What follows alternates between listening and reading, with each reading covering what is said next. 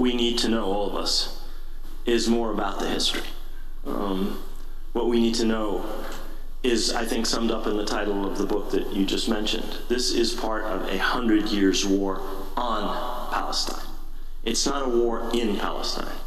It's a war to implant a settler colonial presence at the expense of an indigenous people, which is being pushed out slowly but surely. And when we say the Nakba, the disaster, we start by talking about what happened in 1948. In 1948, 750,000 Palestinians were driven from their homes, starting months before the State of Israel was created, including 70,000 people in Jaffa, 70,000 people in Haifa, two of the largest Arab cities in Palestine, 30,000 people in Jerusalem, all of this before Israel was even created. And then, once Israel was created, once the war between Israel and the Arab states started, hundreds of thousands of more were driven out. That was not a result of war. That was part of a settler colonial process which dictates that you must eliminate, reduce, push out the indigenous population in order to replace it with settlers. That is what Israel is. Israel is a national fact, but it is also a settler colonial fact. It is a fact very similar to the facts that were created in Ireland by settlers sent over by England to push the indigenous population to the west of Ireland. Settlers brought to this country to push the indigenous population west and out of the land that white colonists wanted to settle. It's different, but it's different in its specifics, but it's exactly the same process. And the war is not one between equals. It is a war between an indigenous population and a externally supported, powerful movement rooted always in Western Europe and the United States. This is the metropole for that project. This is where that project gets its money, its guns, its vetoes in the Security Council. Without that, we wouldn't be where we are. Without the Balfour Declaration, without the British and the French, without the United States. And I think it's really, really important to understand all of these facts, that this has been a process which is driven by a demographic imperative to create a Jewish majority in a country which until 1948 had an overwhelming Arab majority, to create a Jewish state, which was the objective of Zionism. In an overwhelmingly Arab land, you had to reduce the Arab population. And in order to do that, you had ultimately to use force. That's what the Nakba starts with, force. Hundreds of thousands more are pushed out after the 1967 war. And in the interim, there's constant pressure on Palestinians to leave. Permits are revoked, residencies are revoked. You're not allowed to enter. You're not allowed to retain this citizenship or to live here.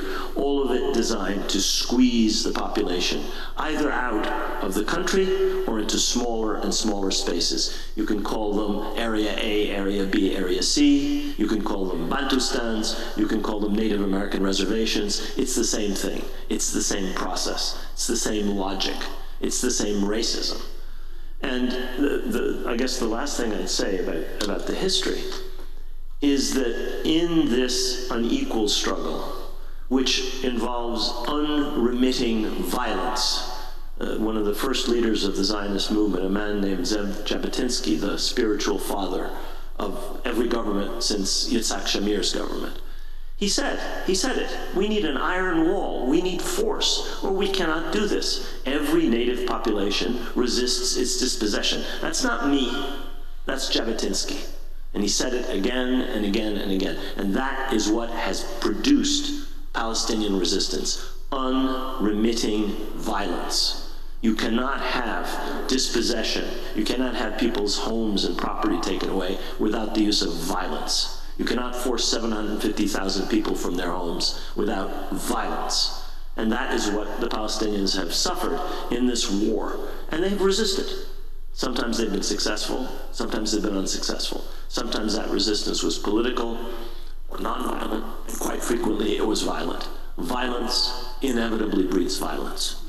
And every time the Palestinians have tried to resist nonviolently, the response was almost more ferocious than violent resistance. Why? Because if boycott, divestment, and sanctions, or action before the International Criminal Court, or the Great March of Return in Gaza a couple of years ago, when Israeli snipers shot down hundreds and hundreds and hundreds of unarmed demonstrators, if those things can succeed, then Israel is naked in a way that it's not when the resistance is violent. So when you ask why do you have violent resistance, you have violent resistance both because in order to impose this separate colonial reality on this people, unremitting, unceasing violence has been applied to them, and because finally people can only take so much. People can only take so much. And so I think that in order to understand this, and in order to advocate effectively for this cause, it's really necessary for us to understand all of these things, to understand the legal aspects, the kind of things that Noura Erekat has written about, to understand details about the politics, the kinds of things that many other people have written about, and to understand the history. This has been portrayed by a movement that is political, that is national.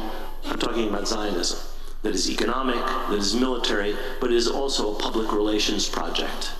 It has sold a picture, what you were talking about, Ta-Nehisi, which people have swallowed with their mother's milk.